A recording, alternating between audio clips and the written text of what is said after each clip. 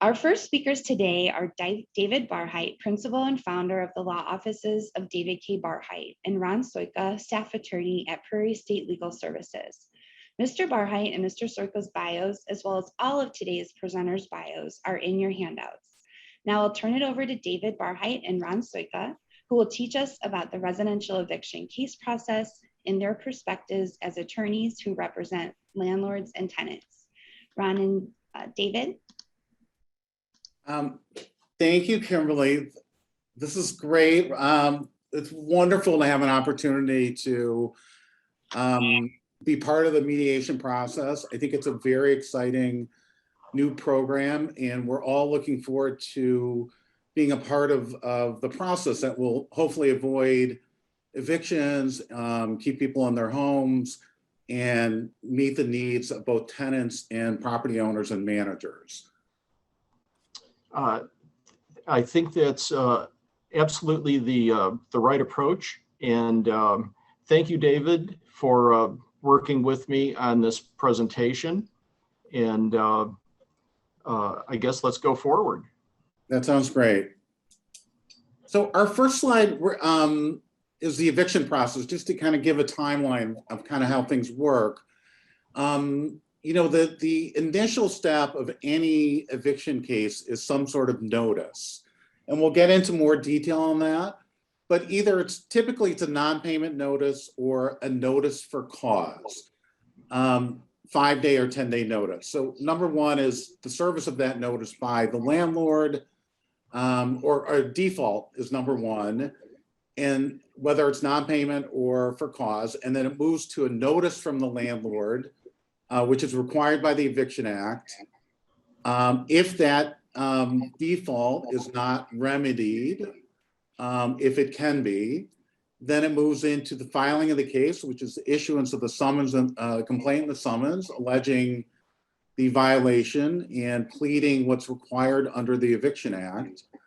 Then it would go into the mediation process, which is another step where the parties would try to mediate the dispute, whether it's a non-payment of rent or a cause type of eviction. If that doesn't end up in a resolution or a successful mediation, then it would go to trial and be heard on the merits by the court.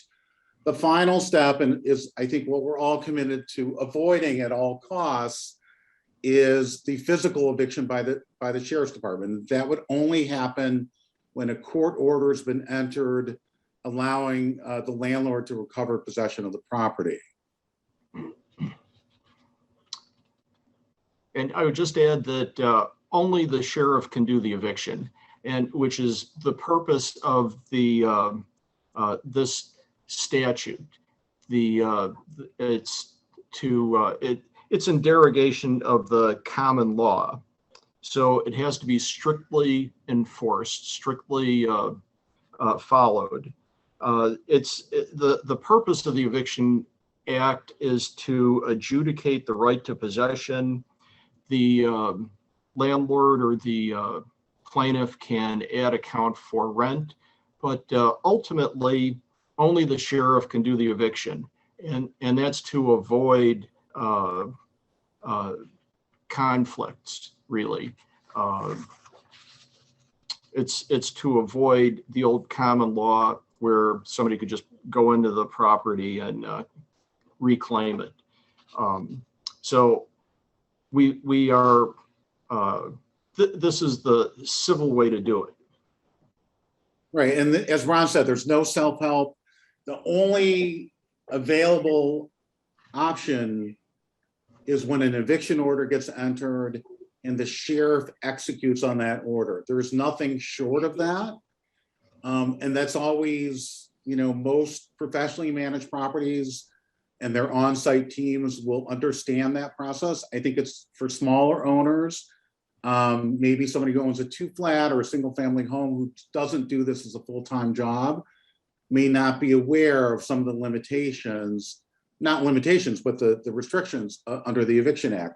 And self-help would include things like turning off the electricity, the gas, failing to provide services that are otherwise provided for under the lease. So, you know, change the locks, of course.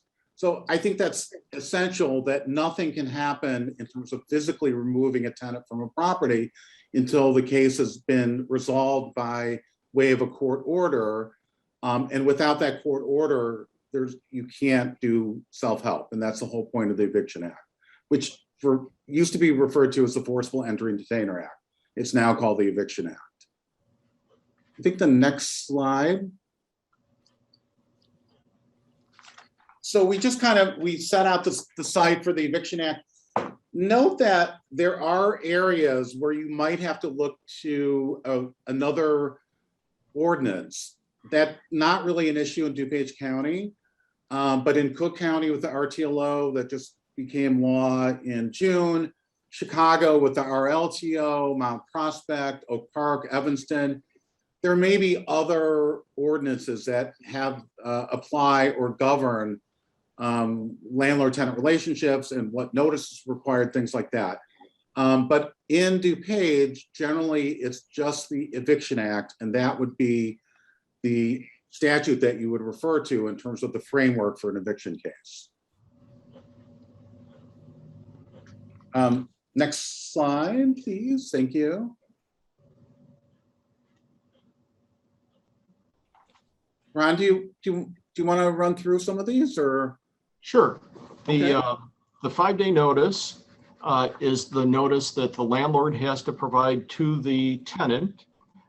It contains certain language that, well, it has to have certain language in it. If you look at the second point, if the 5-day notice includes language that provides for full payment of set amount, then partial payment will not act as a waiver to the action.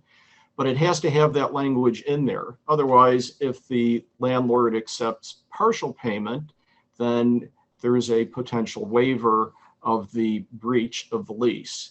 And there's the next point about calculating service days. I think this is important because we're using the statute on statutes. The first day is the day after service of the notice, and the 5th day cannot fall on a Saturday, Sunday, or holiday. For example, if a notice is served on Tuesday, last day to cure would be Monday, not Sunday. And that's important because if that's wrong, if the landlord or the plaintiff gets that wrong, that's a basis to dismiss the case. And if nothing else, it can provide leverage in the mediation.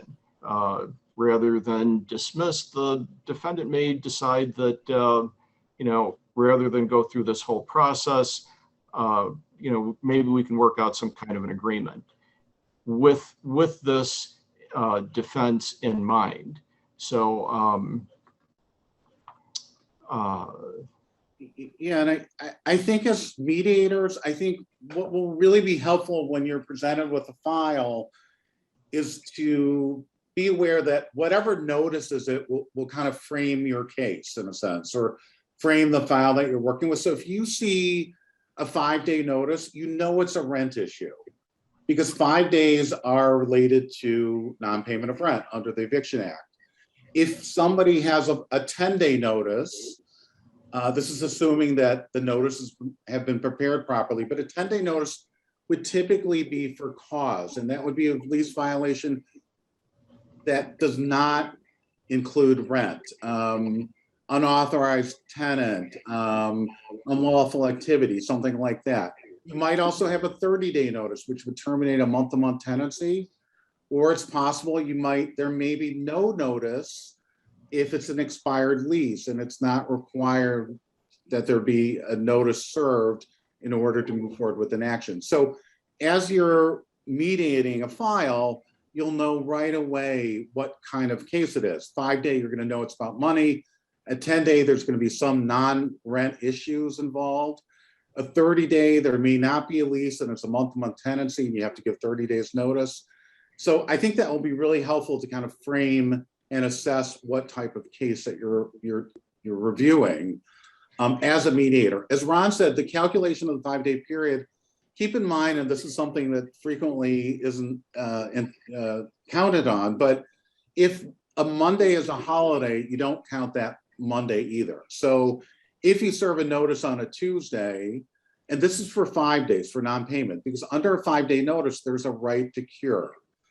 If the 5th day falls on a Saturday, Sunday, or holiday, so if you serve it on Tuesday, or say you serve it on, well, say you serve it on Tuesday, Wednesday, Thursday, Friday, Saturday, Sunday, 5th day can't be a Sunday, but wonder if Monday's a holiday.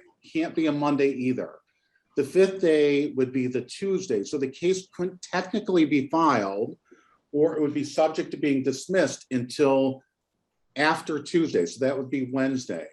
I think the theory is that banks are open, have to be open on that 5th day, and the management office would have to be open to accept the payment. So that's why, that's how that calculation goes. It's a bit different on a 10-day where typically there's no right to cure under the Eviction Act, but that's how it's done with a 5-day notice. And as Ron said, if the case comes before you as a mediation and the 5-day notice was served yesterday and the case was filed today, it's not enough time and the case would be dismissed. So that's a really first step in kind of if the case properly before the court.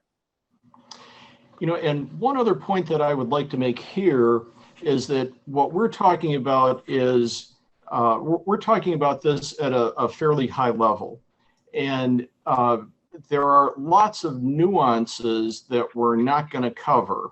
And one of the nuances, one of the large nuances that I think I would like to just mention briefly is subsidized housing. And for example, if a tenant has a housing choice voucher, which is typically referred to as a Section 8 voucher,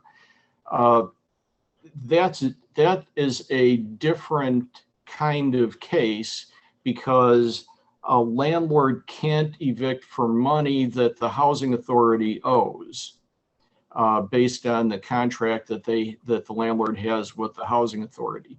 So subsidized housing, I think that if you run into a subsidized housing case, you might want to take a slightly different look at it. You might want to ask for additional assistance in reviewing some of the protections that are available to subsidized tenants. So, yeah, I'd like to carve those out. Yeah, I think that's an excellent point. There are different requirements for subsidized housing, like housing choice vouchers. The tenant has their portion and the housing authority has their portion. It also potentially has more, I guess I could call long-term consequences if a judgment's entered, because that particular resident may lose their voucher.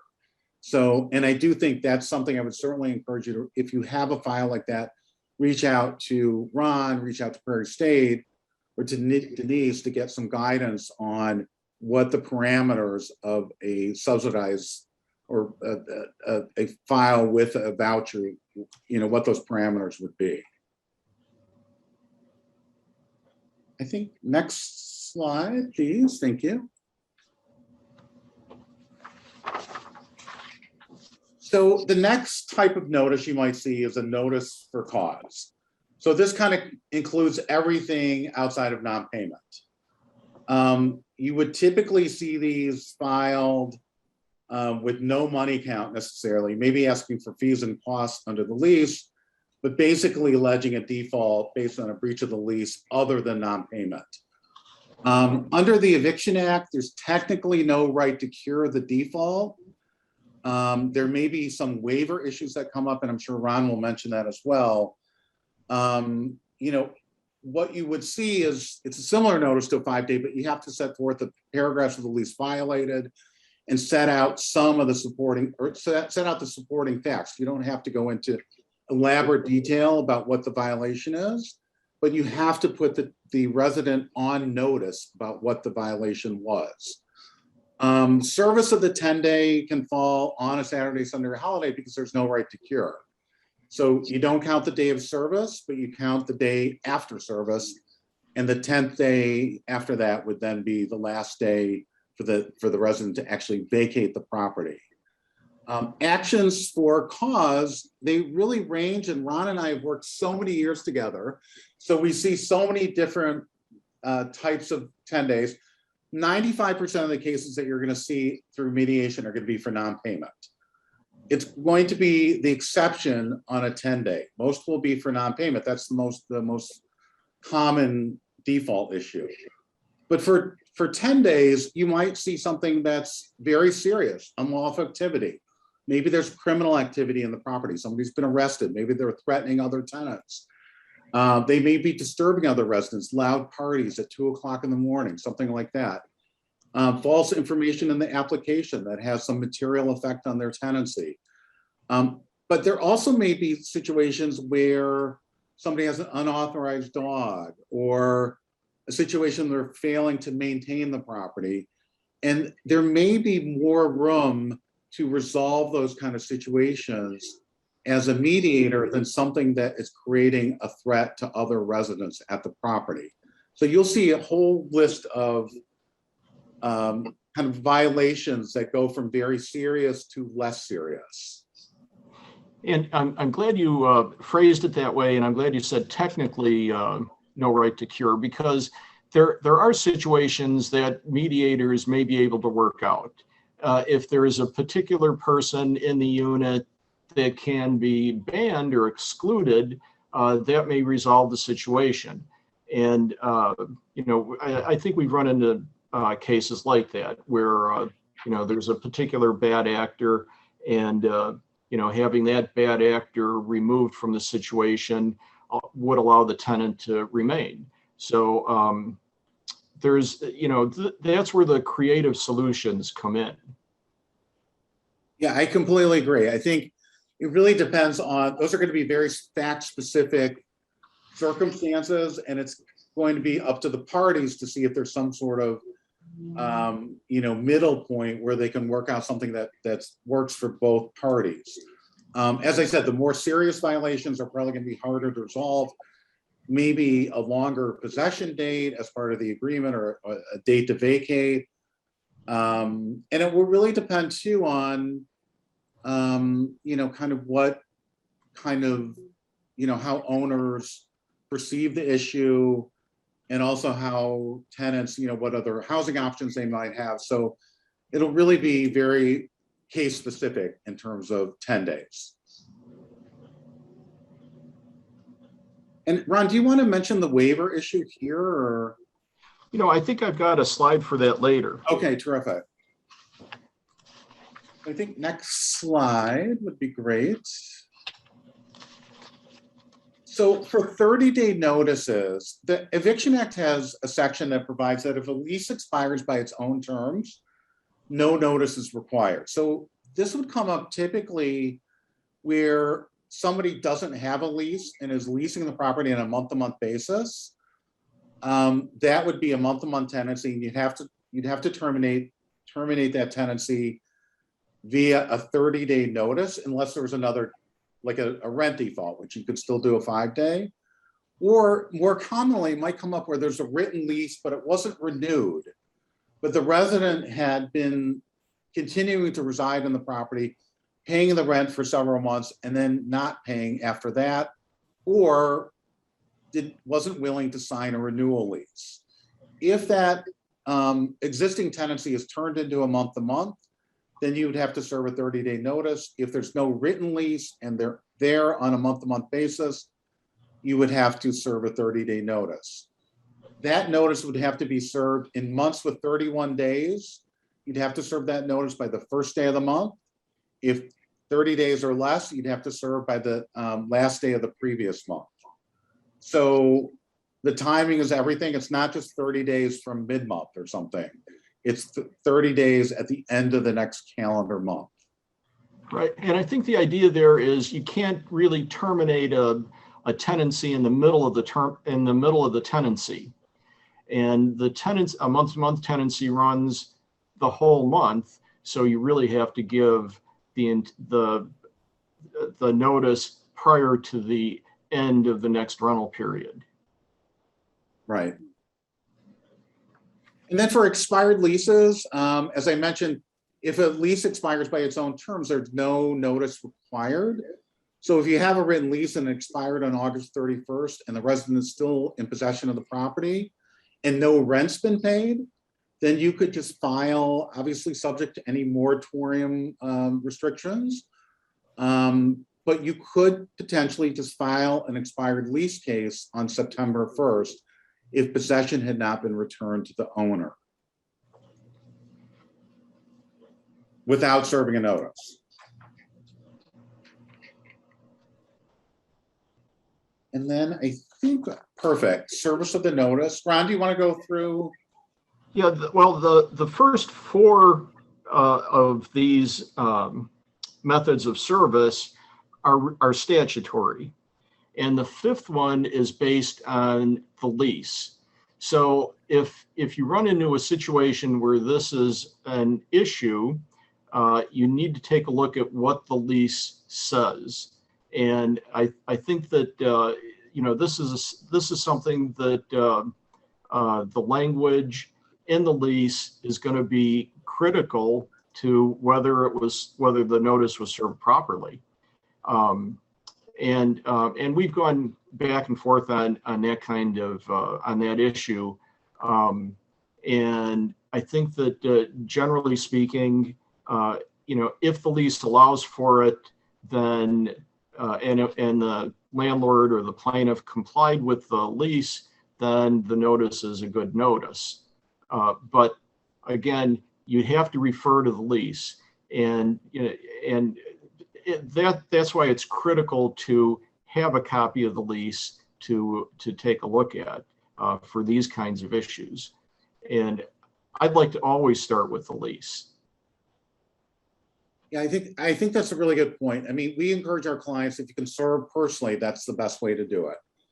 In a way, it's the best way to provide the note. Like, the whole point of the notice is to let the resident know what you're concerned about, whether it's non-payment of rent or some other issue. So if you can serve it personally, that's absolutely the best way to do it. If you can deliver it to somebody 13 years of age or above who's residing there, that's also very good. Certified mail can be a bit more complicated because under the Eviction Act, you have to get the green card back. Sometimes it's, if you send certified mail and there's a conflict, that person may be unlikely to claim their certified mail. Posting on the premises is generally only available if somebody's vacated. But as Ron said, if there is a lease provision that gives an alternate method of service, that's what you should take a look at. Many leases do provide that, but you may not see, that might also be reflected more in commercially managed properties. So you may see many files with no lease, or a lease that doesn't have that language, or a lease that's expired that has turned into a month-to-month tenancy. Some leases provide that the written lease continues on a month-to-month basis on the same terms and conditions. So you may be able to use the language in the lease as to posting, even if it expired.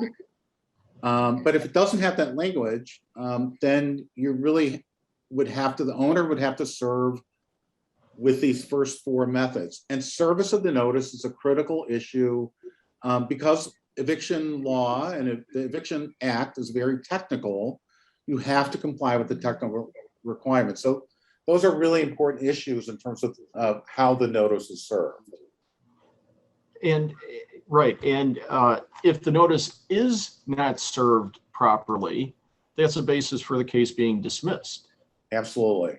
So oftentimes the judge will dismiss the case with leave to refile within 60 days, not having to pay the filing fee. But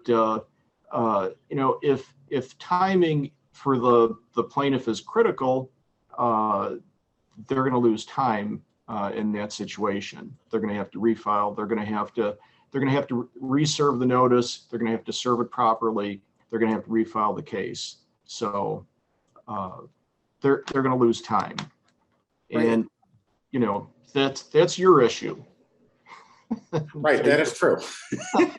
We have to make sure our clients are serving their notices correctly so that we don't have issues once we get to court.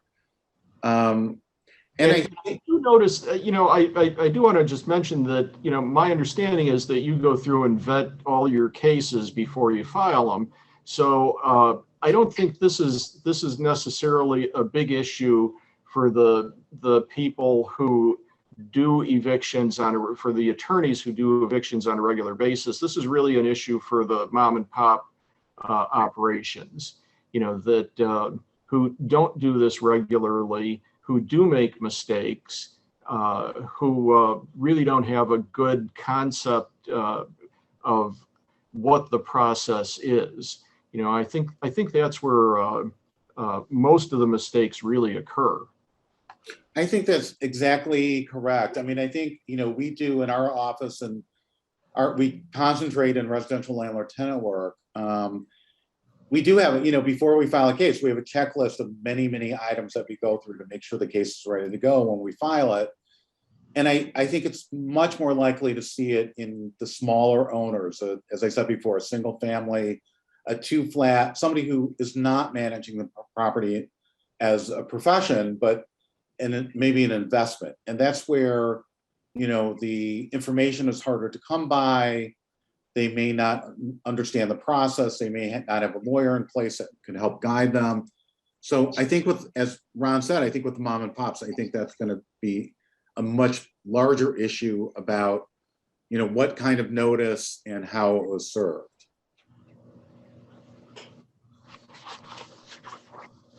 If I could just mention too, I know some leases do provide for a waiver of notice. We're not big fans of that. The courts don't like to see a waiver of notice. And I think it's important to let people know what is going on, whether it's non-payment or some other lease violation. So, and it may not be allowed in certain circumstances too, like whether or not there's an ordinance that prohibits that, or a subsidized property where, as part of participation in that program, you can't waive notice. But we always recommend to clients, and we always have a notice to put residents on, on notice about what the issues are. And I think that allows for some sort of correction early or some sort of resolution pre-filing, hopefully. Yeah, absolutely. I totally agree with that. If there is no notice, how's the person supposed to cure? I mean, and there may be a cure available. There may be rental assistance available, and we'll get into that. That's a presentation for later. And certainly waiving that notice really does a disservice to both parties. Right. It's really about knowledge, like everybody, and transparency. So everybody knows kind of what's going on.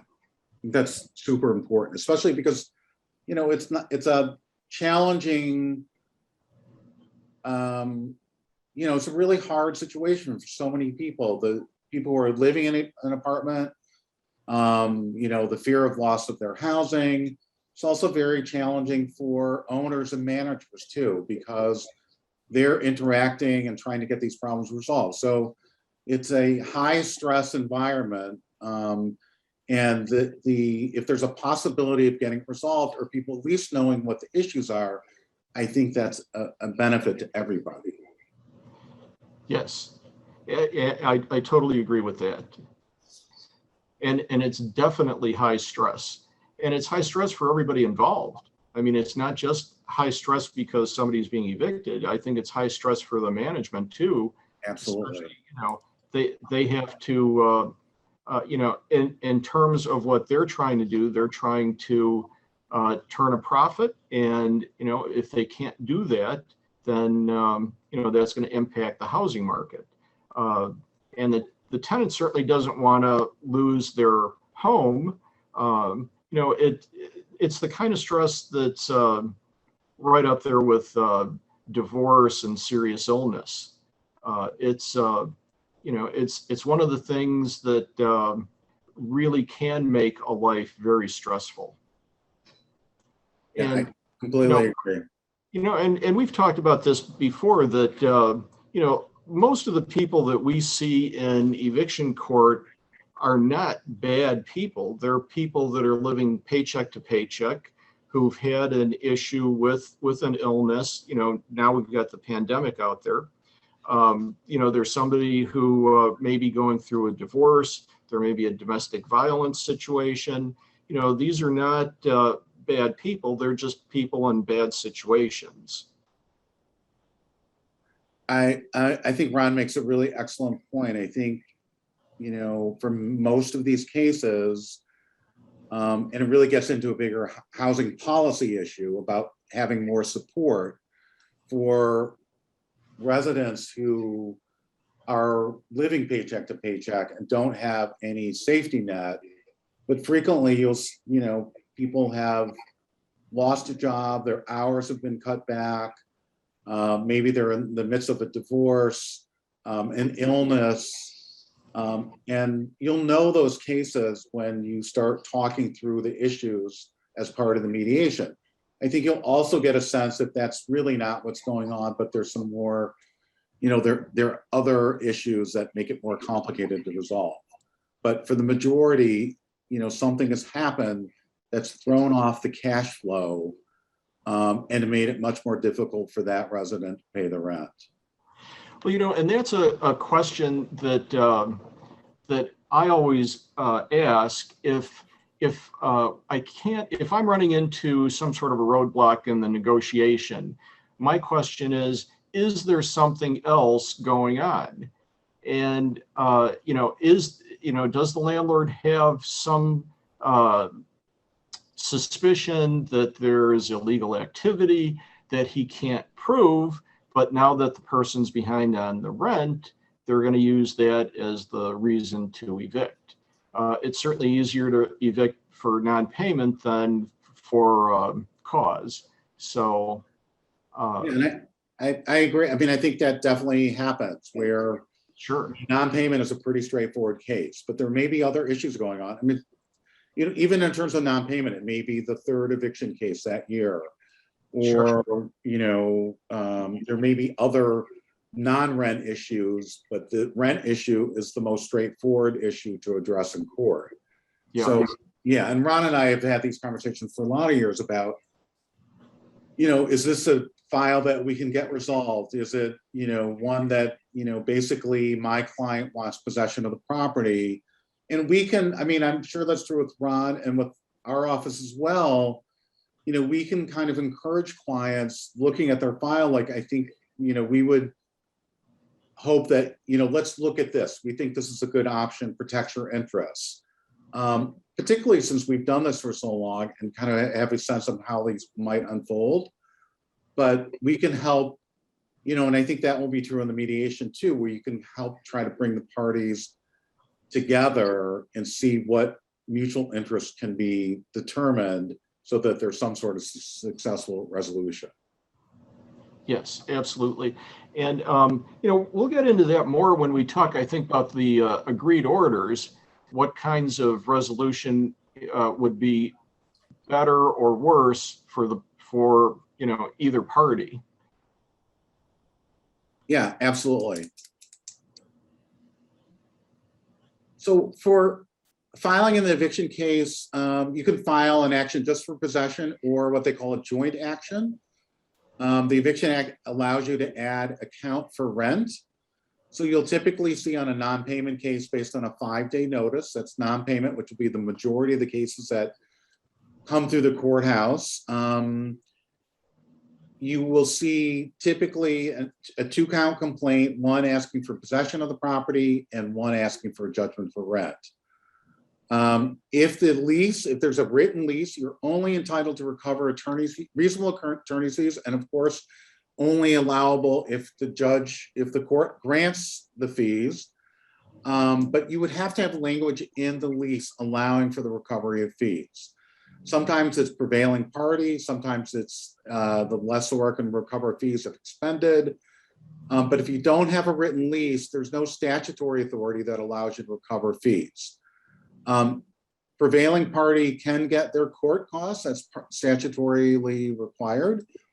But fees would only be recoverable if there's a written lease providing for that in a residential landlord-tenant case. And just to expand a little bit on that, I know Amy Olson is going to be talking about the condo cases, but condo cases, the attorney fees have to be reasonable, and they have to be reasonable in relation to the money that's being sought. They have to be reasonable based on the services provided, that sort of thing. So that extends also to the condo cases. Right, you'd have to file a fee petition to get that reviewed by the court, and the court would have to make an assessment.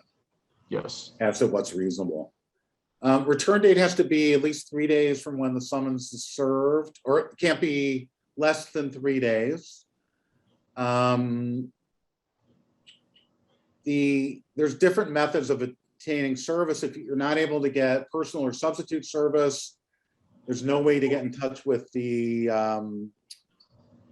tenant. You can't get them served. They're not answering the door. You don't know where they are. You're not sure if somebody's still living there. You can ask the court to get service via posting. There's an affidavit for posting and a notice form that the sheriff posts in 3 places in the county. You have to get permission from the court to move forward with the posting. The only option for judgment, if you have service by posting, is to get a judgment for possession. There's no money judgment unless the tenant or the resident actually shows up and submits to jurisdiction. Posting really is only kind of an option if you've exhausted other methods of trying to get the resident served. And you do have to get permission from the judge. You have to show that you've made an attempt to get service. Can't just be once or twice. You have to have more information. So keep in mind, most of the files you see will most likely be somebody was served with summons, but it's possible they may get to you via mediation. Although if somebody shows up, typically that would be submitting to jurisdiction, and then you could get potentially a judgment for possession and for any rent if it was based on a 5-day notice. My guess would be that somebody's only going to submit to the jurisdiction of the court if they have or believe they have a defense that they want to present to the court. So generally, if you're not, they're not going to submit to the jurisdiction if they don't have a defense. Right, and if that happens, then generally it's a default judgment because you can't appear in front of the court. Yes. So if they don't submit to jurisdiction of the court, then basically you have service by posting, which gives you the right to, obviously you prove up your case, but a right to a possession order, but that's it. You would non-suit your money count. So, those would most likely, if somebody's not participating in the mediation, those would likely just go to some sort of default hearing.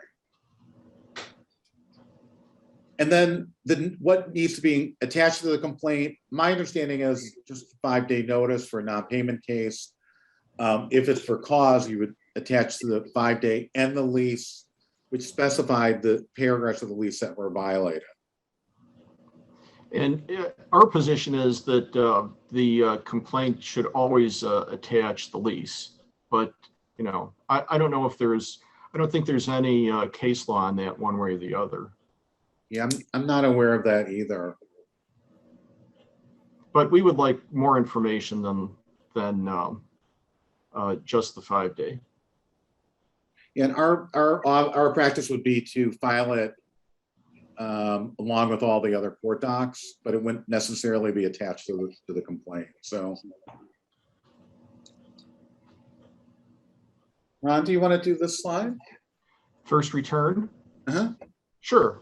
The this is the tenant's first chance to tell the court that he wants to be part of the case. This is the time, if they want a jury trial, they have to ask for it now. If they want to dispute that service of the summons was proper, this is the time to do it. If they don't do those things, they've waived them. If they're disputing service, typically the process server is not going to be there, so there's going to have to be a hearing on the service, at which time the plaintiff will bring in the process server, and then the judge will make a ruling on whether service was proper. This is also the time when, it's the first opportunity really that the tenant and the plaintiff can get together and maybe talk about working out some kind of an agreement. The court for some people does tend to focus the mind. So people, when they're in court, realize that, everybody's serious now. Maybe at this point, we need to try to work it out. Working it out could be the participating in the mediation program. So that's where the first return date, people can ask to participate in the mediation program, and if the parties can work something out, we're talking about if it's a 5-day case, then they may be able to come up with a payment plan. They may be able to come up with some rental assistance. There's lots of rental assistance out there right now. There's been lots of rental assistance out there. There's going to continue to be rental assistance. IDA's going to come out with a program this fall for condo cases for the condo assessments. So that should be helpful for people who are behind on their condo assessments. There's the court plan right now, and people can apply for that. There is actually at court a packet that tenants can pick up, which has the super secret DuPage County helpline number on it.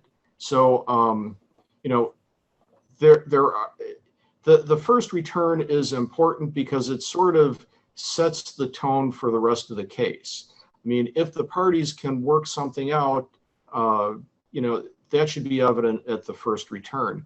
If the parties really, if they have gotten to a situation where they can't talk to each other and refuse to talk to each other, there may not be any way to mediate, and that may be a possibility too. Some cases may not be appropriate for mediation. It's just not going to work. But hopefully that's a very small number. Yeah, I completely agree with that. And I think as mediators, you'll get a sense pretty quickly whether or not this is going to work, just in terms of mediation. And you may want to, if you make that assessment, I mean, you may want to, may put in perspective how much time to spend on that particular file if it looks like it's not going to happen. And I don't think that necessarily means that the tenants or that the parties, plaintiffs and defendants, are far apart necessarily. I think sometimes it's really kind of whether or not they have a commitment to try to resolve something. And you can frequently get a sense of that as Ron said, on the first court date. Sometimes, it's such a intense process to go into the courthouse, go into the courtroom. You don't know what to expect. It's a very stressful situation. So sometimes those, that high anxiety about what's happening once somebody sits down and here's a kind voice, somebody who's listening, willing to listen to what the concerns are on both parties, sometimes that will immediately kind of de-escalate and allow people to sit down and see if there's any possibility of resolving. But sometimes that doesn't happen. And you can tell right away, this is not going to de-escalate. There's no way of putting this together. And it's better for the parties to have the court move forward on a hearing on the merits, because that court decision is going to have a stronger emphasis right away than, say, trying to mediate that particular dispute. So I think the more you do it, you'll kind of get a sense on which ones can be resolved.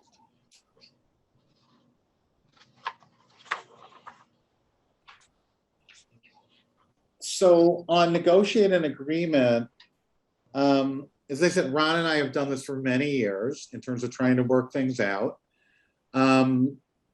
There are lots of different options, and it depends on kind of what the issues are. There might be, and we'll go over the orders in more detail because the Supreme Court form orders later in the afternoon.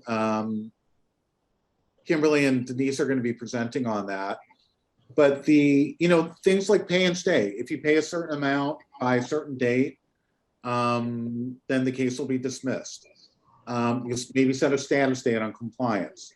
Other option is possibly to dismiss the case with an agreement that if you don't pay it, we'll reinstate the case. There may be a payment and move. You pay a certain amount and move, or just move and non-suit the money count and let the money be dealt with in a separate forum, like a collection action. There may be issues with the condition of the unit that are very serious and need to be addressed. And that's where kind of going through, if somebody doesn't have heat, obviously it's very serious. Maybe air conditioning, one of the bathrooms isn't working. There's the door doesn't lock. There are lots of issues that can impact whether or not a resident is paying the rent. And so I think there may be other issues, and I think this will more likely come up in smaller property owners and managers. But if you take care of this condition issue, the rent will be by such and such a date. That can also be incorporated into some sort of agreement. And if you have a 10-day notice for cause, really just, it may just end up being a move-out date. If it's a serious situation, unlawful activity, disturbing other residents, parties at 2 o'clock in the morning, that kind of thing, where the owner manager is getting complaints from everybody else in the building that, they can't sleep, they're waking their kids up in the middle of the night. And that might be more of just a possession date. Like can you be out in 3 weeks? Can you be out in 30 days? So there's a lot of room to kind of try to work out some of the details of a resolution. And that last point, best alternative to a negotiated agreement. Well, really the only alternative to a negotiated agreement is to go to trial. And both parties going to trial are risking losing. And that risk is a real risk. I mean, the plaintiff has to put on their case. They have to make sure that they dot their I's and cross their T's. And the defendant has to realize that, if they don't have a defense, if the judge doesn't believe them, then they're going to be evicted anyway. So, if they can come to some kind of an agreement that is more beneficial than, being out in 2 weeks, then, they may want to consider that very seriously. Absolutely. David and Ron, I just want to give you a heads up. There's 10 minutes left in this session. Great, thank you. Yeah, Ron, I think that's totally right. I wouldn't say it's necessarily, whether or not you have a stronger case or a weaker case, and anything can happen. You don't know what the outcome will be. And is it worth trying to work something out to resolve it and reducing that risk? Because once you go to trial, there is a risk, for sure. Absolutely. It seems to me that an agreement, even if it's not exactly what you want, is better than than the risk of losing. And no case is unwinnable from my perspective, at least. At least that's the way I go into them. But certainly cases are better or worse. That's when you advocate to your client for a reasonable solution, reasonable resolution to the case. So, I think we have probably another 2 hours of material. Can everybody wait? Let's keep going. Mediation considerations, I think we've kind of touched on these, but some of the things that we would think about, my clients would think about, we would talk about it, is whether or not the defendant has the financial resources. There are the resources available over the past year and a half are way more than what has ever been available, and I've been doing this for a long time. So through the CARES Act and the stimulus plans, the IDA program, there are just a lot of significant resources. It's not, based on a third party like Catholic Charities or something, helping out with $1,000. I mean, IDA, the grant possibilities were up to 25,000. So that's another factor to be considered now. But some things we would ask about is, is it realistic to get the rental account current? We would want to know that. And how quickly can that be accomplished? Is there some sort of plan or deferred payment plan option for the parties? Maybe. I mean, that's definitely a possibility with some sort of compliance date. What's the defendant's payment history? How long have they been a resident? It might make a difference if they moved in 2 months ago or if they've been there for 10 years. Is there a housing choice voucher involved? Will they lose their voucher if a judgment's entered? Obviously, that will be something that will be an important factor in trying to resolve this. And then for cause cases, 10 days, how serious is the situation? Is it a hoarding situation where there's a fire hazard for the building? That's really serious, and it would be hard to resolve. We might be able to get in a social service agency that might be able to assist with that. Or it could be something where that's more addressable and can be dealt with, and somebody just needs some time and some assistance to help. So it really depends on how serious that for cause violation is in terms of what the possible outcomes might be. Yeah, absolutely.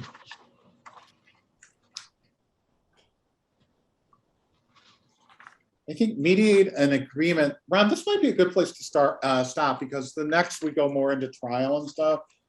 So if you're okay with that.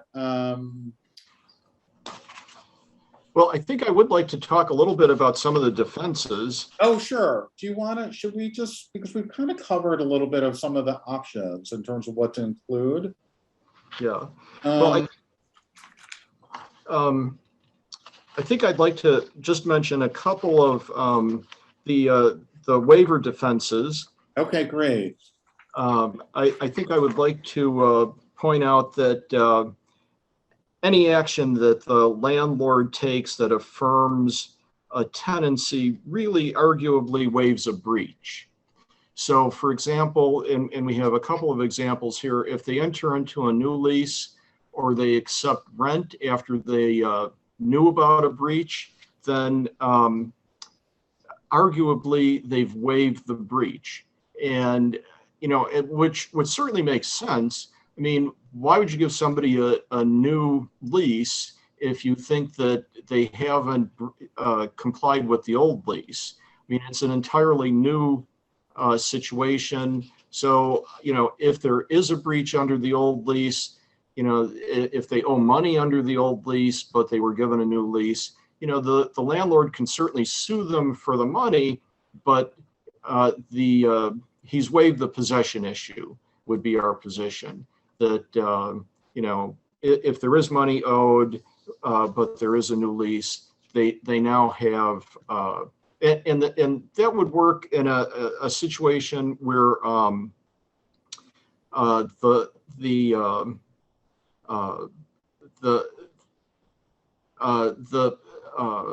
past due rent wasn't paid, but future rent was paid. So the argument would be that the landlord-tenant relationship has been turned into a month-to-month tenancy, for example. Because it's a whole new tenancy.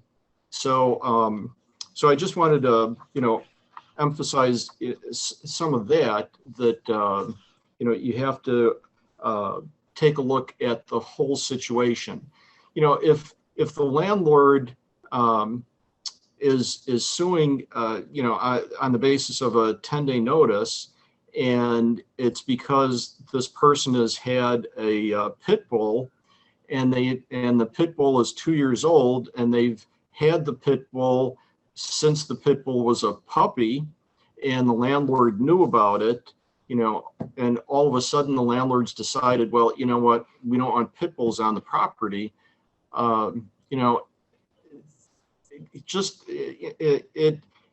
If they've accepted rent for 2 years, knowing that this dog is there, I think they've probably waived the any kind of lease violation that they want to allege. But I think, yeah, I mean, there are lots of issues that come up with kind of waiver things. But I think what Ron is saying, especially on a 10-day notice, if rent is accepted after the knowledge of the breach, and it's not necessarily tied to the service of the 10-day, but knowledge of the breach, then that's a waiver argument, that you basically reinstated the tenancy or waived the breach by accepting the rent. So that's something, like our office, if we did a 10-day, or as soon as the client would call about a potential 10-day breach, then we would advise them to make sure they're not accepting any rent, because that might waive their right to go forward on it. There may be ongoing violations, such as unauthorized occupants. So depending on when the client knew about what was happening, who was living there, or maybe an unauthorized dog, something like that, that even acceptance of rent, and if the dog is still there, the person is still there, might be an ongoing breach of some sort. So, but yeah, that kind of gets into a little bit of the minutia and kind of sorting these out. I think, probably as a mediator, the bigger issue will be, can we put these parties together and work something out that everybody's fairly happy with, or at least content, maybe not happy. And that's what I think we would all strive to do, if possible. yes. And then the last thing that I would like to talk about would be the warranty of habitability. Yeah.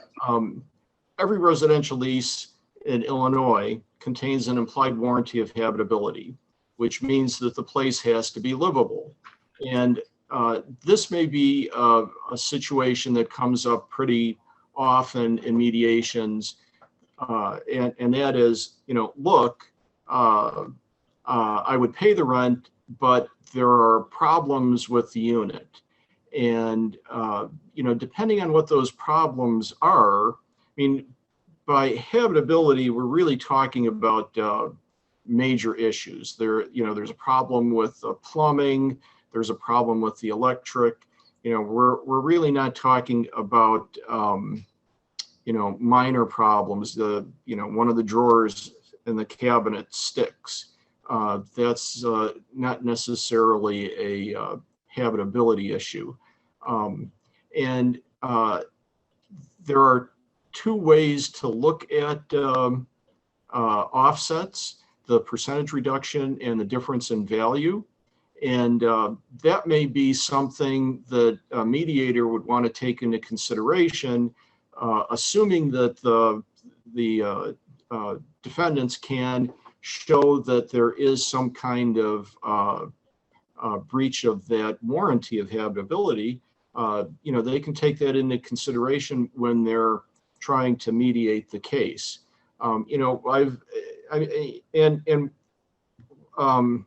one of the situations would be, for example, there's a leak in one of the bedrooms. It's been there for 3 months, and I can't use that bedroom. It's a 2-bedroom apartment, so you can take a look at that and decide that either the percentage reduction or the difference in value would result in an offset of a certain amount of rent. And you can, based on that, if there's a reduction in what's demanded, from what's demanded, you're getting the parties closer together. Instead of owing $5,000, they may owe $2,500, and $2,500 they can afford to come up with. So, those would be the kinds of considerations that you might want to take a look at. Yeah, and I completely agree with that. I mean, I think, the condition issues have to be fairly substantive. They can't be cosmetic generally. But yeah, that's how you would compute whether or not there's some sort of offset for what's due. Ron, should we stop there? And well, we can. Are there any questions? You know what, we've been answering them along the way, and there are a few left in the question and answer box. If you could take a look at them and respond. If there are questions that we need to answer live at the end of Amy's section before we move on to Pat, maybe we can finish up this part. Sure, I can do the first question. For a 10-day notice of breach of lease for non-payment of utilities, is that a joint action? That's a really good question. I would probably, many leases define utilities as additional rent. So you could do a 5-day notice for non-payment. As long as your lease or utility rider provides that it's additional rent under the lease.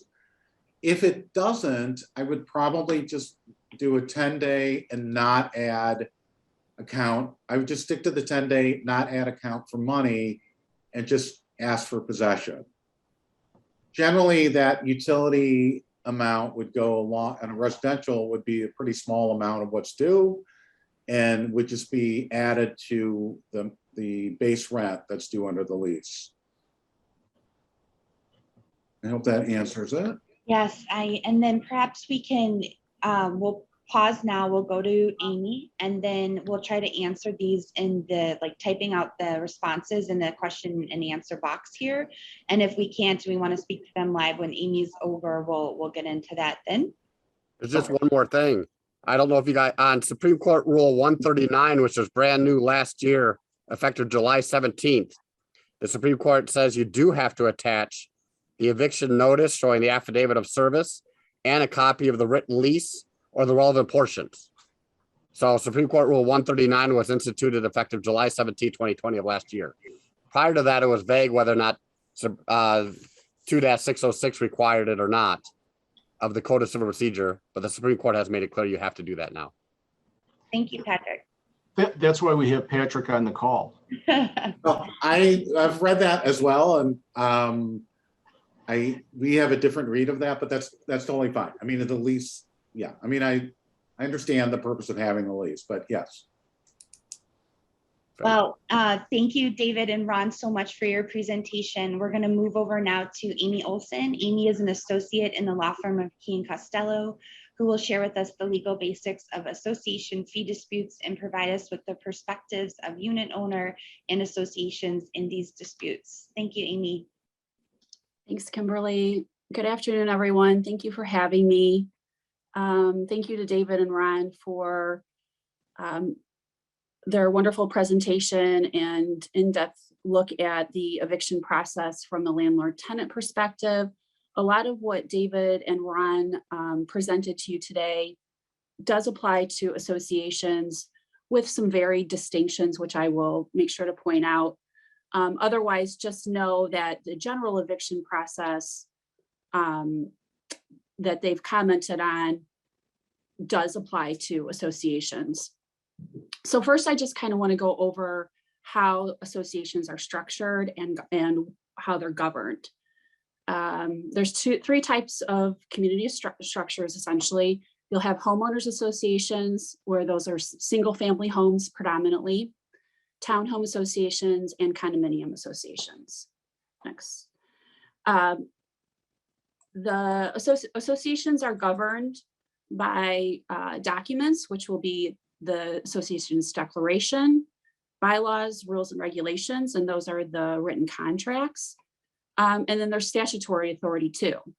The main acts are the Not-for-Profit Act, the Condominium Property Act, Common Interest Community Association Act, otherwise known as CICA, and then of course the Eviction Act.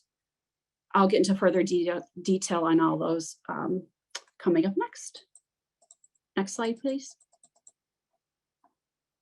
So let's talk a little bit about the governing documents. Associations have covenants and set forth contractual obligations in their declaration, bylaws, and rules and regulations. And in fact, the Condominium Property Act also provides for the content that condominiums are supposed to have in their bylaws. Now, the covenants are going to set forth such contractual obligations by the owner for maintenance of the property, as well as assessments. It'll set forth what the board's powers and duties are. The board is the governing body of the association. The board is typically made up of, or is made up of, owners and members, and is a voluntary position. The board establishes the budget and sets forth the assessments. The declaration will give the board, the association, lien rights in the property. So assessments and common expenses that the owners owe are not just a personal liability, but they also give the association a continuing lien on the property. The declaration will also, and even you'll see it in the rules and regulations, will allow for the association to recover attorney's fees and costs should the association have to enforce the terms of the covenants. Ron mentioned in his presentation with David that those fees have to be reasonable when we're looking at the Eviction Act. Next slide, please. Governing statute. So I mentioned before, Not-for-Profit Act, the Condominium Property Act, CICA, and the Eviction Act. Generally speaking, the Non-for-Profit Act is going to cover just about everything, or every type of association. The Condominium Property Act obviously will be for condominiums. CICA is predominantly for larger associations, homeowners associations. And then, of course, we're going to talk more about the Eviction Act. That's why we're here today. Next slide, please. I'm just going to touch a little bit briefly on the Non-for-Profit Act. It's not much you have to know, but I think it is instrumental in when you're thinking about how associations and owners come to work out collection matters and eviction matters. Most, but not all, associations are not-for-profit corporations. You will see some LLCs. The Not-for-Profit Act applies to the management and operation of the association. It's not as specific as what you'll see as CICA. It gives the association a great deal of freedom in drafting of their bylaws, and it also will serve as a default for their governing documents, which can be amended as the association sees fit. And last, for non-condos, it requires open meetings with annual budgets that are less than $100,000. Next slide, please. The Condominium Property Act obviously applies to condominiums. Section 9G1 of the Condominium Property Act sets forth that unpaid assessments, fines, interest, late charges, attorney's fees, and those costs of collection constitute a continuing lien on the property. So like I said earlier, the governing documents will state that, but the Condominium Property Act for condominiums specifically is not just allows for the statutory lien and not just the contractual lien. So if you're trying to determine for condos, essentially when the owner's proportionate share of the assessments begins. If you have an arm's length transaction, so just your average garden variety residential real estate closing, the new purchasers, new owners' proportionate share is going to begin on the first day following delivery of the deed. Now, if the purchaser obtained the property out of foreclosure, this is generally speaking, just like as a caveat that you heard David and Ron say throughout their presentation, this is just generally speaking, the proportionate share is going to be due on the first month following the auction. So once the sheriff's sale has gone through, it's going to be due on the first month. It's not once the sale has been confirmed. And then also generally speaking, if the prior owner owed assessments, then that new purchaser is going to be liable for up to 6 months of assessments if the association had instituted collection efforts. Section 9.2 of the Condominium Property Act gives the association the right to participate and invoke, use the eviction action or recover possession. And it deems attorney's fees also as a common expense and sets forth that the association is entitled to attorney's fees. Next slide, please. Common Interest Community Association Act, as I mentioned, that applies to larger associations. Just briefly, it is kind of like a homeowner's bill of rights, but you'll see that the Condominium Act is much more comprehensive than the act for the common interest communities. Next slide, please. So the Eviction Act. When can an action be maintained? For a condominium, you're going to look at section 101A7. It sets forth 3 predicates, and we'll go over those 3 grounds for a condo to maintain an eviction action. And then for community interest associations, that is 735-9-101A8. And just to be sure, and I'll repeat this again, I'm sure, community interest associations, the only predicate for the Eviction Act is unpaid assessments, but condominiums, we're going to have more options. Next slide, please. So the eviction action, your procedural steps, these are the same as we saw with David and Ron's presentation for landlord tenant matters. First, you need your grounds for eviction. So you're gonna have your default. Second is service of a demand. Third, the filing and service of the complaint and summons. And then you're going to have your court appearance, potential resolution, and then final resolution, I suppose, they have to go to trial. And then I'll kind of touch on defenses and counterclaims briefly. So next slide, please. First, let's talk about the grounds for eviction for condominiums. As I mentioned, common interest associations, the only grounds are for unpaid assessments.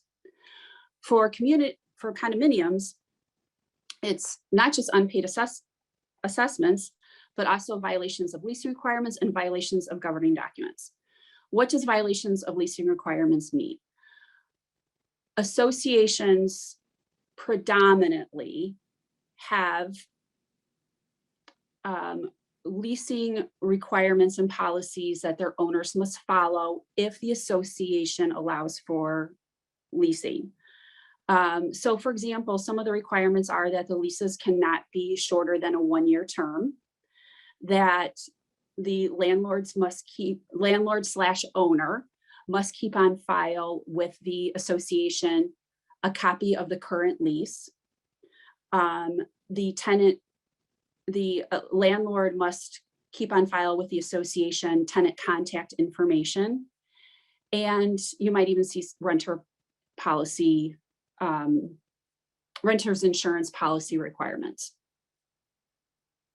For violations of governing documents, this could be for the owner or a tenant. And an example would be if there's the owner is not repairing the property that is within their unit. That would be an example, or some of the examples that David and Ron gave in their presentation kind of carry over to if there is unlawful activity. Next slide. Going back to the community interest associations, there's a caveat to them under the Eviction Act in order to allow themselves to avail themselves of the Eviction Act. They have to be a non-for-profit corporation or a limited liability company.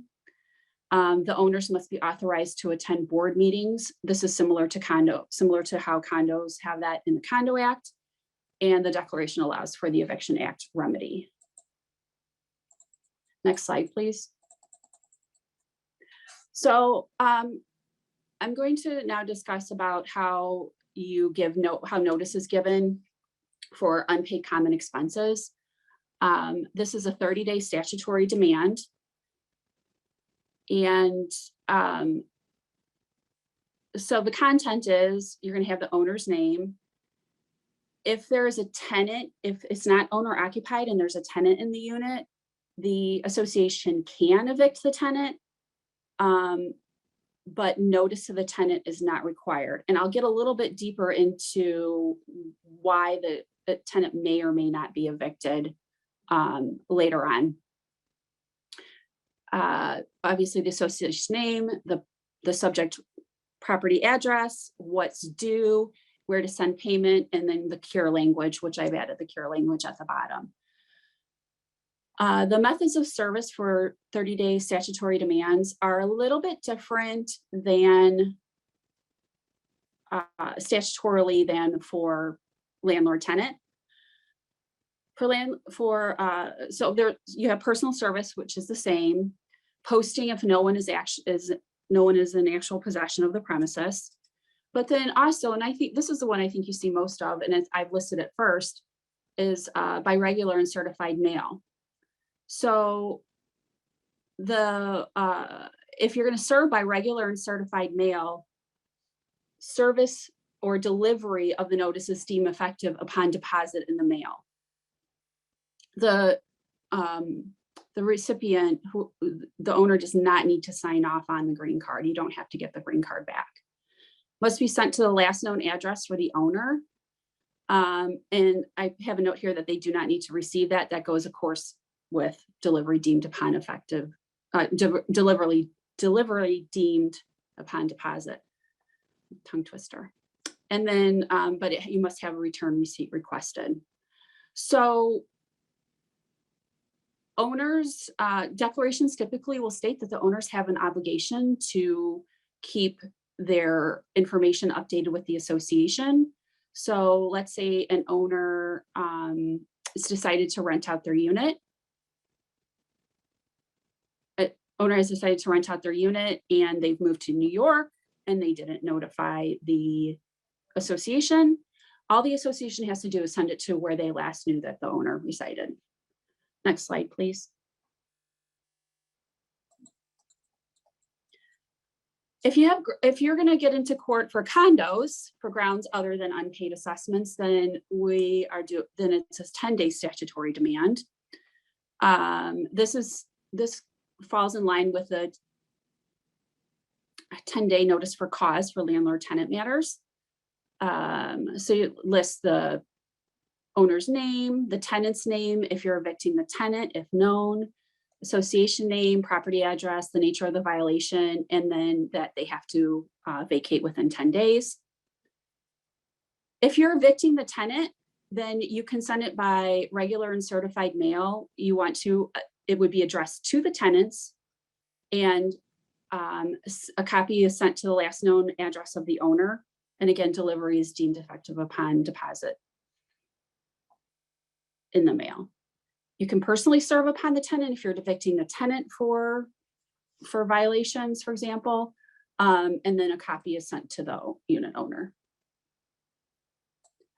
So just to kind of talk a little bit more about evicting a tenant, the association can evict an owner's tenant for non-compliance of the covenants. And in fact, especially with condos and those leasing requirements that I mentioned earlier, leasing requirements will say that the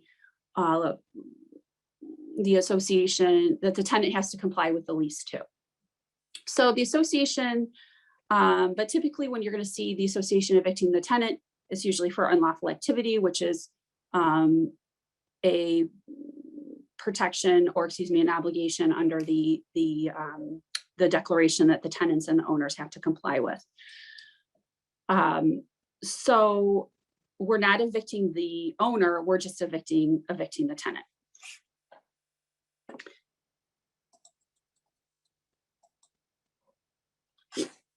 Next slide, please.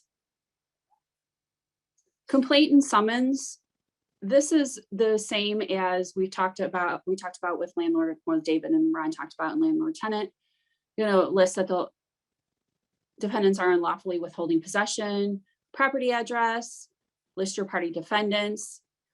Typically, you're going to have the owner's name and unknown occupant, and then unknown occupants, as well as the nature of the default, your basis for eviction action.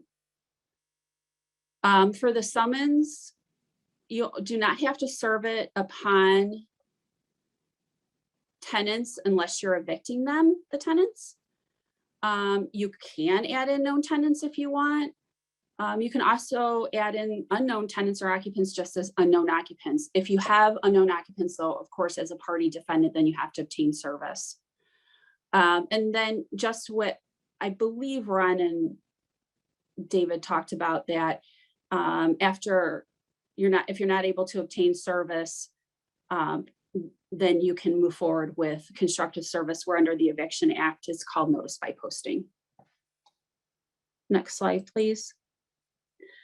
So court appearance, I also titled this resolution, same thing as just things to think about, to consider during mediation. I think one of the most important things is from the board is to look at the board of directors for the association. The board is a voluntary position. The board also has a fiduciary duty to the owners and members. So the board cannot negotiate waiver of assessments for one owner, because if they do, they're not maintaining their fiduciary duty to the other owners, because the other owners are going to have to bear the weight of the reduction in assessments to the owner that they perhaps negotiated with. So the board cannot waive assessments. It's also important to remember that the relationship between an association and its members, owners, is not the same as landlord-tenant relationship.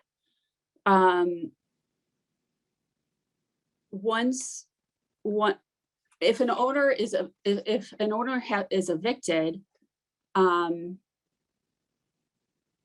their assessment obligations aren't terminated. There's still a continuing relationship. And typically the owners aren't vacating. What's going to happen is usually some kind of payment arrangement is going to be worked out. So just like a little bit deeper dive in this, if the association obtains let's say the association is evicting the owner for non-payment of assessments, and the owner does not cure or work out a payment plan or anything, and now the stay of enforcement dates come up and the association says, well, we have to evict, then typically what the association is going to do is lease the property, or that's an option they can do, is lease the property, collect rent, and then it would pay off the owner's assessments, and then the owner would be restored to possession after the balance is caught up. Of course, that would be subject to the tenant possibly being in the premises, and I'll get into that a little bit later. But it's just really important to remember that the relationship between the association and its members is distinguishable and from the landlord tenant. Next step, or excuse me, next slide. So in considering this, the association's position is, well, if we're here for unpaid assessments, we can't forbear assessments. We cannot waive assessments. So that is one consideration, that when we're in mediation, we don't have, it's not negotiable. What is negotiable, though, is the length of time given for payment. So under the Eviction Act, the stay of enforcement for associations is different than for landlord tenants. Under section 9-111 of the Eviction Act specifically sets forth what that is.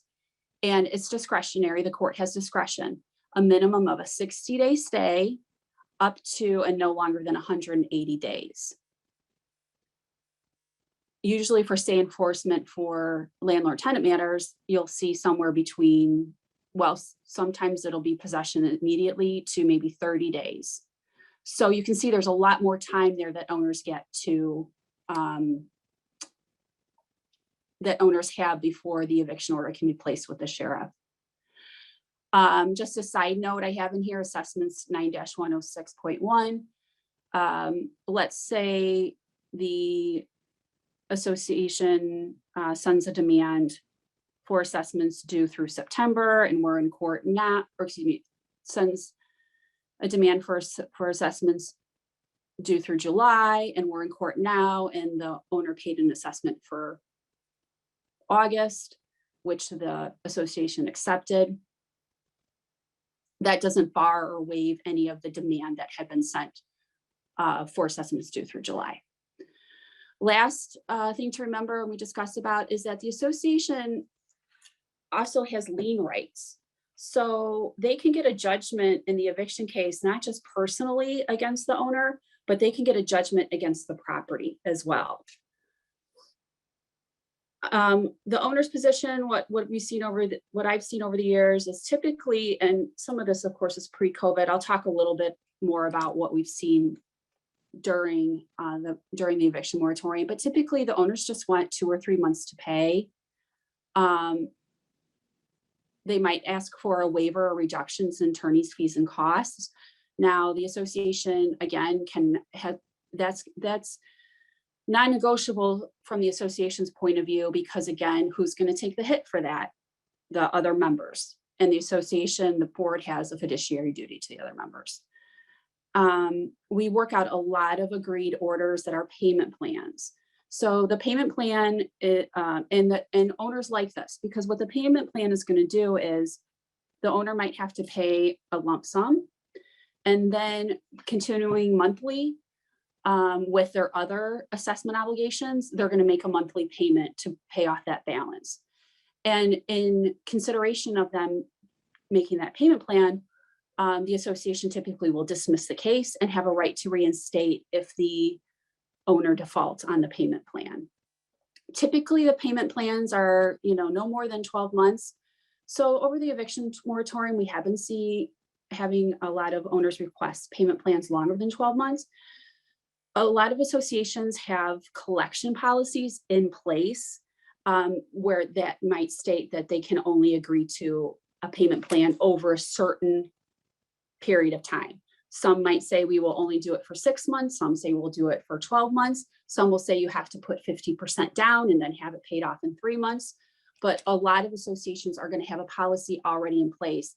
And that's where we can come in. When we come to court and mediate, we would have that authority.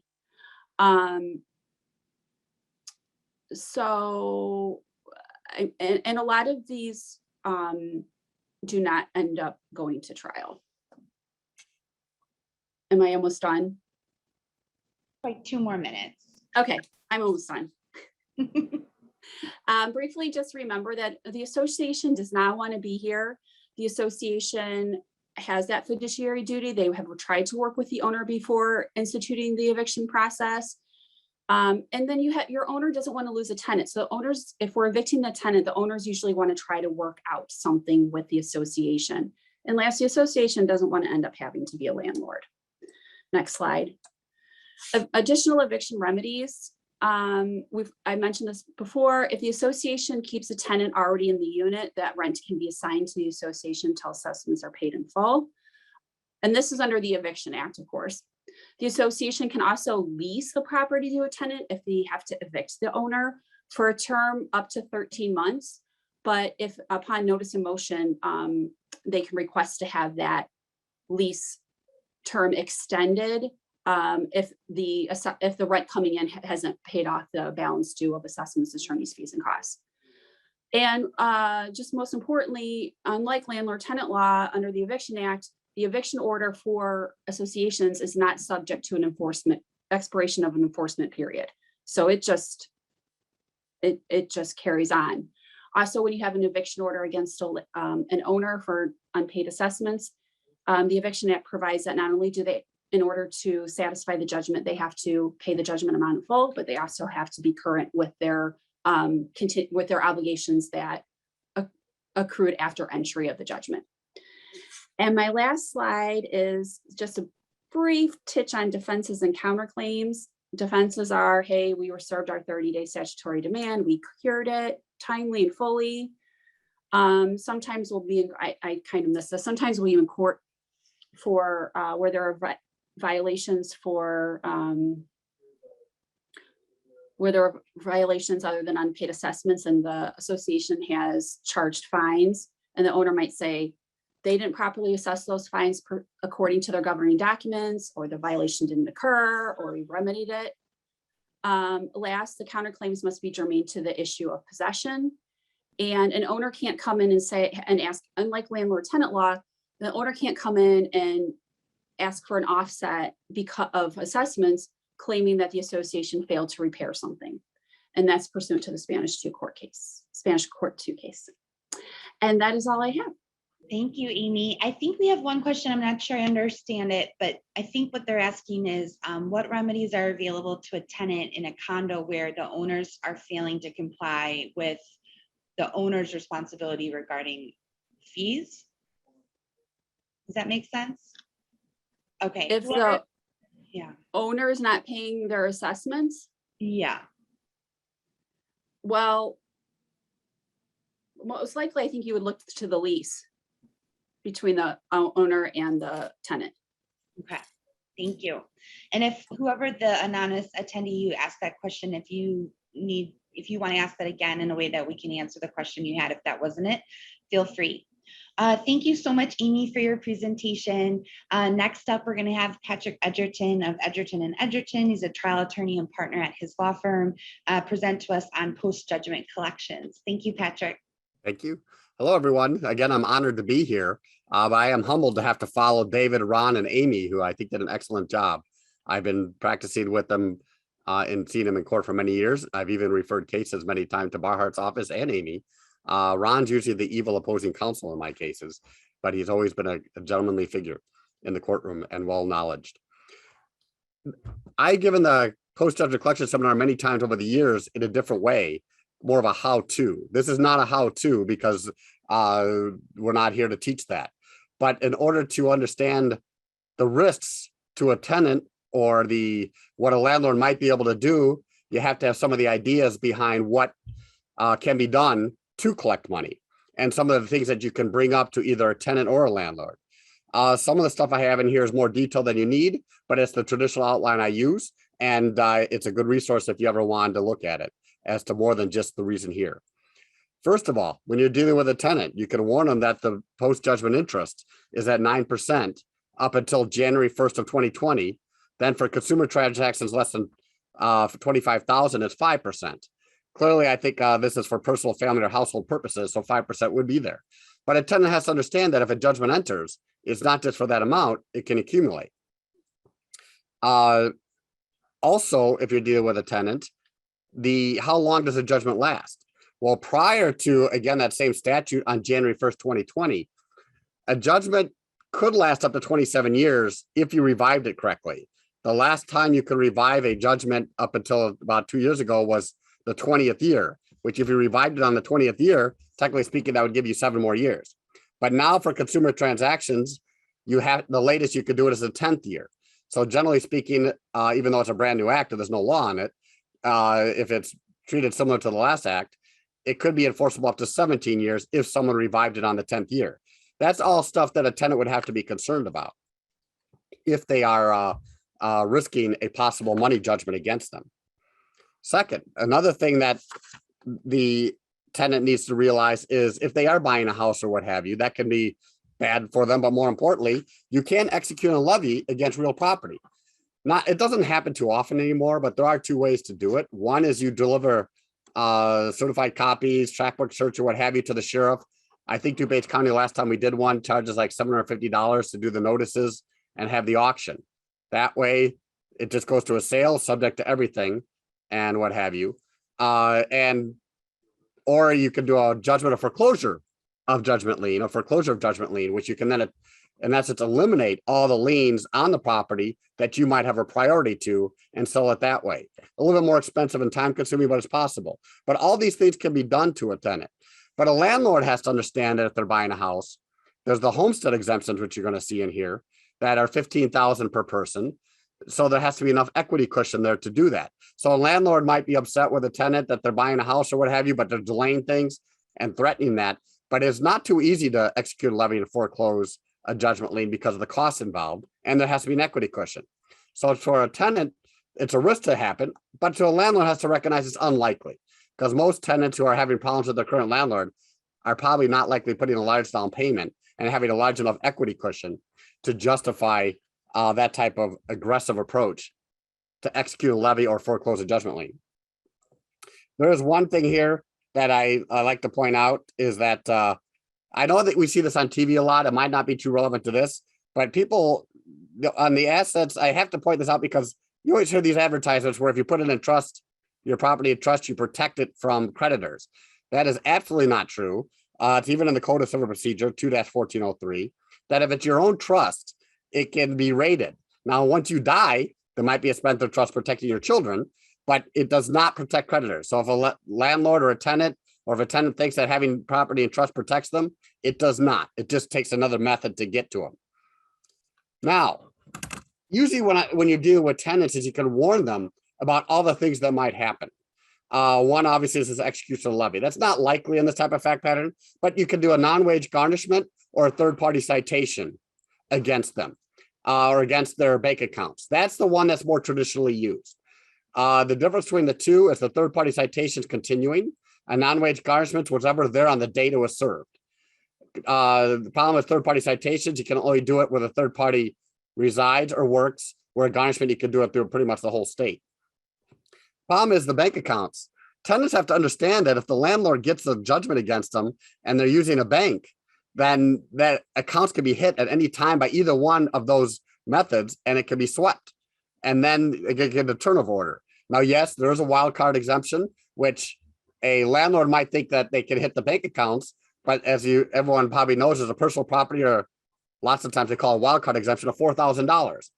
Well, again, we're talking about tenants who might not have that much money anyways.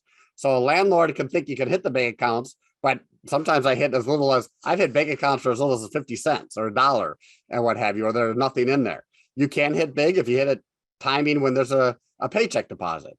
More and more people are getting their paychecks direct deposited. And so when you're talking to a landlord, you tell them that, well, there might not be much money.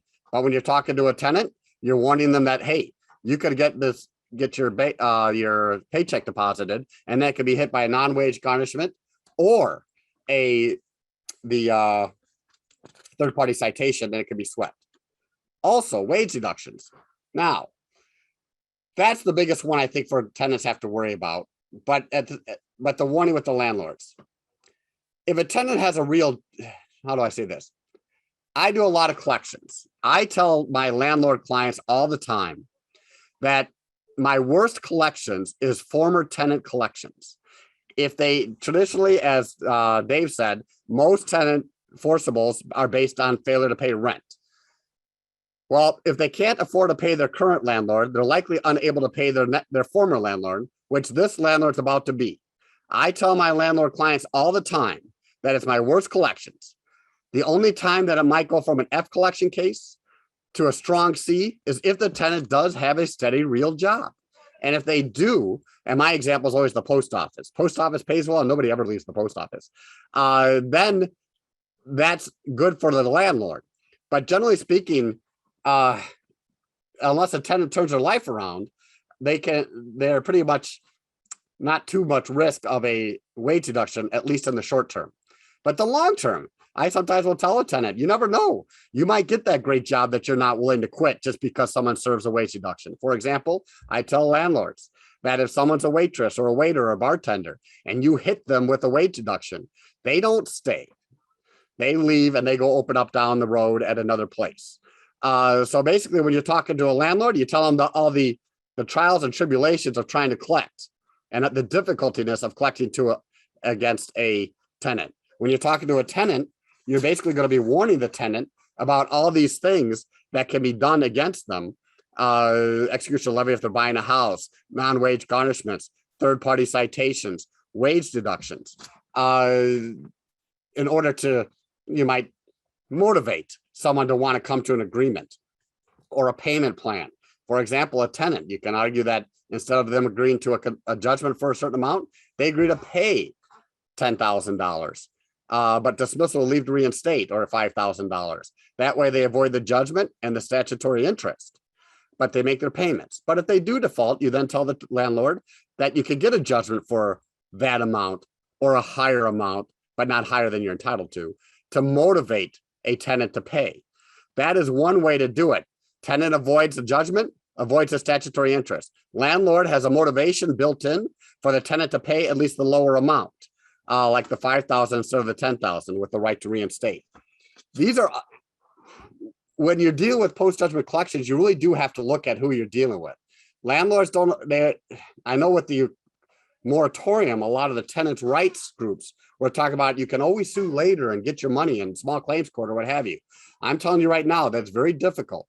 I'm one of the few lawyers I see in there regularly trying to collect these judgments. And on average, I tell clients if they want to do it, it takes 6 to 8 years if they don't have a steady job. I was in front of Judge Kluski about 2 weeks ago, and I had 6 files, and the average age of them was 7 to 8 years old. And now I was in there with 3 files last week, but the average age of those were only about 2 to 3 years old. It can be a long haul collecting from people. We're not here, like I said, I'm not here to tell you all the details about the dates and how you do it or what have you, but these are the risks that you have to think of when you're discussing things with the landlord. Yes, the landlord will think they can do all these great things, but it is difficult unless they have a steady job. But tenants, they might think they're debtors proof, meaning they can't be collected from, but people do turn their lives around. I mean, I want to insult a tenant and basically indicate that their life is bad now. But I do say, well, sir, I understand that you're unemployed now, but I actually joke around with tenants when I'm going after them. I go, but I have faith in you, ma'am. I have faith in you, sir, that someday you're going to turn your life around. And I think you'd rather have a payment plan with me now with a dismissal with leave to reinstate than a judgment that I can go and collect from you later. And these are ways to talk to tenants. Now, some are mopes. They will never get a job. They're never going to have a job that's other than cash, and you will not be able to collect from them. You'll have to adjust your style. Some landlords are very unrealistic. They just want you, they'll pay the court cost to the end of time to try to collect from a tenant, even though it might not be a good business decision of putting good money after bad. So at the end of the day, you just got to get a feel for it. Now, obviously, when you're talking to the tenant, you talk about the evils of collections against them, about how all the things that can be done. To a landlord, you talk about the difficultiness of trying to collect from a tenant who is uncollectible or doesn't have a lot of money. People also have to realize a wage deduction. You get the minimum amount is minimum wage times 45. So that's the exempt part. Well, right now, minimum wage has been going up. So the cushion between minimum wage and what you might be able to collect might be going down. But at the same time, wages are going up at this time because of the shortage of employees. But that's not always the case. When the minimum wage was going up, I was assuming our payments that we're going to receive from employers was going to go down. I didn't expect such a spike, you might say, of wages that would enable that enable amount of money above minimum wage, but no higher than 15% to kick into play. So these are all things that, again, this isn't a how-to collect. This is more just things you have to know. So when you're talking to a landlord, you can say certain things and talking to a tenant. And it is difficult to collect from tenants on average, unless they have a steady real job. That's really if we get anything from this, that's really what you come from it. But tenants do turn their lives around. I've had cases that were 12 years old and all of a sudden they get a good job and they want to buy a house and I'm sitting there dogging them and now they got to pay it off. So, but that's a long-term solution to a very difficult problem. So I hope this helps when you're dealing with landlords and tenants. And I want to thank everyone for giving me this opportunity to speak with them. And it is an honor to be speaking with everyone who's talking here today. Thank you. Thank you.